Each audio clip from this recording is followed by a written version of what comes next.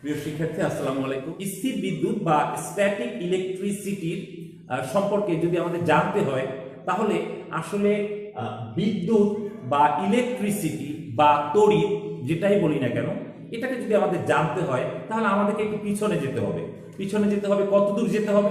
আমাদেরকে যেতে হবে প্রথম যে কথাটা, সেটা হচ্ছে আধান বা চার্জ। তার মানে আধান বা চার্জ সম্পর্কে আমাদের একটি পরিষ্কার ধারণা থাকতে হবে। এবারে এই আধান বা চার্জ সম্বন্ধে যদি আমাকে জানতে হয়, তাহলে আমাকে যেতে হবে অনেক পিছনে। বলছে কত পিছনে যাব আমি? আমাকে যেতে হবে খ্রিস্টপূর্ব 600 অব্দে। খ্রিস্টপূর্ব 600 অব্দ, খ্রিস্টপূর্ব 600 অব্দ, খ্রিস্টপূর্ব 600 অব্দে যেতে হবে আমাকে। তখনকার একজন গ্রিক দার্শনিক ছিলেন, ওনার নাম ছিল থেলিস। একজন গ্রিক দার্শনিক, নাম হচ্ছে থেলিস। তো গ্রিক দার্শনিক থেলিসের সময় থেলিস লক্ষ্য করলেন একটা ধরনের গাছ তখন পাওয়া যেত, এখনো পাওয়া যায়, অ্যাম্বার গাছ। অ্যাম্বার গাছ, যেটা আমরা অনেকে পাইন গাছ নামেও চিনি। পাইন গাছ। তো গ্রিক দার্শনিক থেলিস তিনি অ্যাম্বার গাছ বা পাইন গাছের আঠা, এগুলো যদি কিছুদিন রেখে দেওয়া হয় তাহলে সেগুলো শক্ত আকার ধারণ করে। তো গ্রিক দার্শনিক থেলিস লক্ষ্য করলেন যে অ্যাম্বার গাছ বা পাইন গাছের আঠা শক্ত হয়ে যে পাথরাকৃতির একটা বস্তুতে পরিণত হয়, সেই বস্তুর মধ্যে বিশেষ এক ধরনের ধর্ম পরিলক্ষিত হয়। তিনি লক্ষ্য করলেন যে এই অ্যাম্বার গাছ বা পাইন গাছের আঠা, সেটা যদি কিছুদিন রেখে দেওয়া হয় সেটা পাথরের আকৃতি ধারণ করে। সেই পাথরের মতো করে দেখা যায় সেটার মধ্যে, সেটাকে যদি অন্য কোনো কিছু দিয়ে ঘর্ষণ করা হয় তাহলে তার মধ্যে এক ধরনের বৈশিষ্ট্যমূলক ধর্মের আবির্ভাব ঘটে, যেটাকে তিনি তৎকালীন সময়ে ব্যাখ্যা দিতে পারেননি। তবে পরবর্তীতে বিজ্ঞানীরা সেটাকেই কিন্তু বলেছিলেন আধান বা চার্জ। এমনকি এই যে পাইন গাছের আঠাটাকে তৎকালীন যুগে বলা হতো সোলেমানি পাথর। কেন? সেটা কাকে আকর্ষণ করে, তার মধ্যে একটা আকর্ষণ বা বিকর্ষণ করার একটা ক্ষমতা ছিল, বৈশিষ্ট্যমূলক ধর্ম ছিল। তো গ্রিক দার্শনিক থেলিস তিনি কিন্তু এটা ব্যাখ্যা দিয়ে যেতে পারেননি পরিপূর্ণভাবে। পরবর্তীতে অনেক পরে আরেকজন বিজ্ঞানী, ওনার নাম হচ্ছে doctor William Gilbert. Doctor William Gilbert. Doctor William Gilbert তিনি বললেন যে আমাদের আশেপাশে অনেক ধরনের বস্তু রয়েছে, যাদেরকে একটা দিয়ে আরেকটা যদি ঘর্ষণ করি তাহলে তাদের মধ্যে এক ধরনের বৈশিষ্ট্যমূলক ধর্মের সৃষ্টি হয়। যে ব্যাপারটা পরিপূর্ণভাবে থেলিস বলে যেতে পারেনি, সেটা কিন্তু উইলিয়াম গিলবার্ট বলেছিলেন। এই উইলিয়াম গিলবার্টের কথা অনুসারে আর আমরা যদি আমাদের চারপাশ লক্ষ্য করি, দেখো শিক্ষার্থীরা, আমরা জানি আমাদের চারপাশে প্রত্যেকটা বস্তুই অসংখ্য অণু দিয়ে তৈরি। প্রত্যেকটা বস্তু অসংখ্য অণু দিয়ে তৈরি। প্রত্যেকটা বস্তু, এটা কিন্তু আমরা সবাই জানি, প্রত্যেকটা বস্তু অসংখ্য অণু দিয়ে তৈরি। সেই অণুগুলো কি দিয়ে তৈরি? পরমাণু দিয়ে তৈরি, সেটা আমরা জানি। প্রিয় শিক্ষার্থী, তোমরা এটাও জানো আশা করছি যে প্রত্যেকটা পরমাণুর মধ্যে 3 ধরনের মৌলিক কণিকা রয়েছে। প্রত্যেকটা পরমাণু 3 ধরনের মৌলিক কণিকার সমন্বয়ে গঠিত। এবং তোমরা এটাও জানো যে পরমাণুর মধ্যে ধনাত্মক আধান থাকে পরমাণুর কেন্দ্রে। সেটাকে আমরা কি যেন বলি বলো? প্রোটন। আমরা জানি পরমাণুতে প্রোটন থাকে একেবারে মাঝে, সেটা যেন কি নাম বলো? নিউক্লিয়াস। আমরা জানি প্রত্যেকটা পরমাণুর একটা নিউক্লিয়াস আছে, নিউক্লিয়াসের মধ্যে প্রোটন রয়েছে। তো প্রোটনগুলো নিউক্লিয়াসে থাকে। আরো একটা পদার্থ নিউক্লিয়াসে থাকে, তোমরা নিশ্চয়ই জানো, সেটা হচ্ছে নিউট্রন। হ্যাঁ, প্রত্যেকটা মৌলিক পদার্থের পরমাণু নিউক্লিয়াসে সেখানে কি থাকে? সেখানে নিউট্রন থাকে।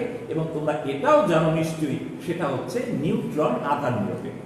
প্রিয় শিক্ষার্থী, তোমরা লক্ষ্য করো, তোমরা কিন্তু এটা জানো, আমরা জানি। বলতো এই যে নিউক্লিয়াসের চতুর্দিকে বিভিন্ন কক্ষপথে কি যেন থাকে মার্বেলের মতো, বলো? ইলেকট্রন। হ্যাঁ, তোমরা নিশ্চয়ই ধরতে পেরেছো, এরকম মার্বেলের মতো ইলেকট্রন থাকে। এবং তোমরা জানো যে আমরা জানি যে এই ইলেকট্রনগুলো যে ইলেকট্রনগুলো মার্বেলের মতো চারপাশের কক্ষপথে ঘুরতে থাকে সেগুলো নেগেটিভ চার্জ বিশিষ্ট এবং আমরা কিন্তু এটাও জানি যে পরমাণুর কেন্দ্রে যে থাকে সে হচ্ছে ধনাত্মক আধান বিশিষ্ট, দ্যাট মিন্স হচ্ছে প্রোটন ধনাত্মক আধান বিশিষ্ট আর ইলেকট্রন ঋণাত্মক আধান বিশিষ্ট। তাহলে এই যে প্রত্যেকটা পরমাণুর মধ্যে 3 ধরনের কণিকা রয়েছে এগুলোকে আমরা বলি মৌলিক কণিকা। কি কণিকা বলো তো শিক্ষার্থীরা? এটা হচ্ছে মৌলিক কণিকা। হ্যাঁ, এগুলো মৌলিক কণিকা। আর এই মৌলিক কণিকাগুলোর যে ধরনের বৈশিষ্ট্যমূলক ধর্ম, দ্যাট মিন্স হচ্ছে মৌলিক কণিকা কখনো ধনাত্মক একটা বৈশিষ্ট্য তার, সে ধনাত্মক। মৌলিক কণিকা কখনো ঋণাত্মক, এটা তার একটা বৈশিষ্ট্য। তাহলে আমরা বলতে পারি মৌলিক কণিকা সমূহের মৌলিক ও বৈশিষ্ট্যমূলক ধর্মকে চার্জ বা আধান বলে। প্রিয় শিক্ষার্থী, তাহলে তোমরা যারা খাতা কলম নিয়ে আছো তোমরা নিশ্চয়ই সংজ্ঞাটা লিখে ফেলবে যে আমরা আধান বা চার্জকে কিভাবে সংজ্ঞায়িত করছি। আধান বা চার্জ, আধান বা চার্জ হচ্ছে কি মৌলিক কণিকা সমূহের মৌলিক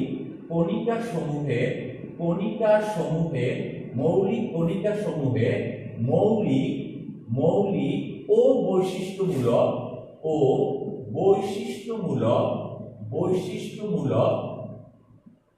বৈশিষ্ট্যমূলক ধর্মকে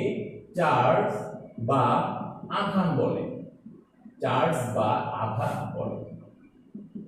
প্রিয় শিক্ষার্থী, আশা করি তোমরা ব্যাপারটা বুঝতে পেরেছো যে মৌলিক কণিকা সমূহে মৌলিক বা বৈশিষ্ট্যমূলক ধর্মকে চার্জ বলে অথবা আধান বলে।